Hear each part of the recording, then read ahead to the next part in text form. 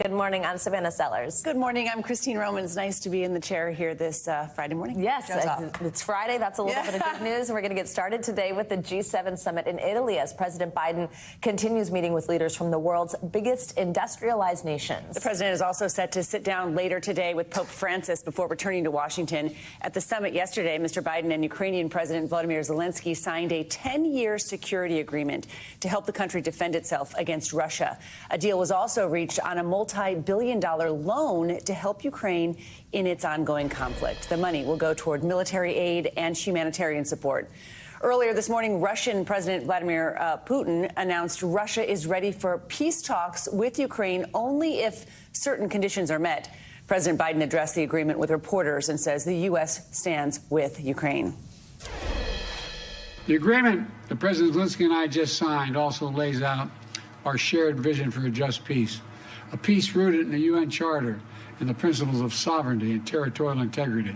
We've taken three major steps at the G7 that collectively show Putin we cannot wait us out. He cannot divide us. And we'll be with Ukraine until they prevail in this war. NBC News White House correspondent Monica Alba joins us from Italy with the latest on the summit. Monica, good morning. Nice to see you. Good morning, Christine and Savannah. You too. Ukraine has struggled to turn the tide against Russia's ongoing assault. Explain to us how this agreement came together and where the money for this $50 billion loan is coming from. It was a huge priority for President Biden heading into this summit to get all of the G7 leaders to agree to this $50 billion loan for Ukraine that essentially is being drawn from frozen Russian assets. And there were some questions about the details and the mechanism of exactly how this would work. And really, that money is going to go to Ukraine so that they can continue their defense and they can build up more military aid. But there's also this priority for trying to rebuild some of Ukraine's very devastated areas. So there's some thinking that that could help as well. Here's a little bit more of what President Biden had to say about this very big move and the 10-year security agreement. Our goal is to strengthen Ukraine's credible defense and deterrence capabilities for the long term. A lasting peace for Ukraine must be underwritten by Ukraine's own ability to defend itself now and to deter future aggression anytime in the future. The United States is going to help ensure that Ukraine can do both. So this is an executive agreement when we're talking about this bilateral agreement between the U.S. and Ukraine. Again, it should last for a decade, but any future president could technically walk away from it and scrap it entirely. So this is also about sending a larger message on the world stage from the Biden administration that he hopes to win re-election in November and continue this, but knowing that the uncertainty of all of that is playing into what could happen in the future here as well.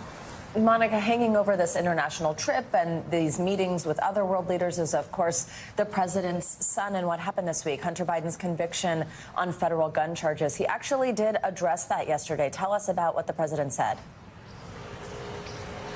Yeah, these were his first on-camera remarks. He had released a statement after Hunter Biden was found guilty on those felony gun charges, saying that he was proud of his son and that he loves him and that he would respect the judicial process. But for the first time yesterday here in southern Italy, he expanded on that a little bit. Take a listen to how he put it. I'm extremely proud of my son, Hunter. He has overcome an addiction. He's one of the brightest, most decent men I know, and I am satisfied that I'm not going to do anything. I said I abide by the jury decision, and I will do that, and I will not pardon him.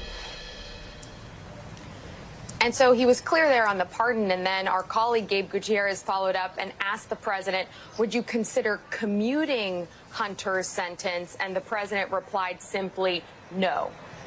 And Monica, as we have mentioned, the president now set to meet with Pope Francis before he heads back to the U.S. What's on their agenda today?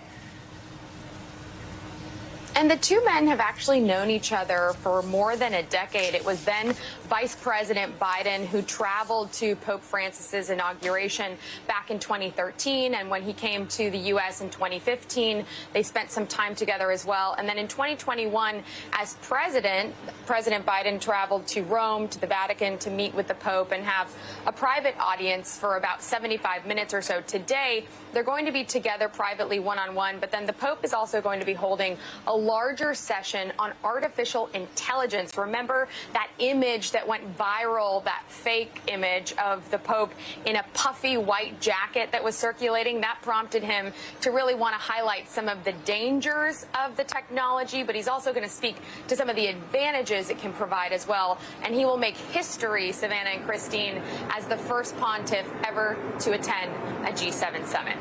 All right, Monica, thank you so much. Thanks for watching. Stay updated about breaking news and top stories on the NBC News app or follow us on social media.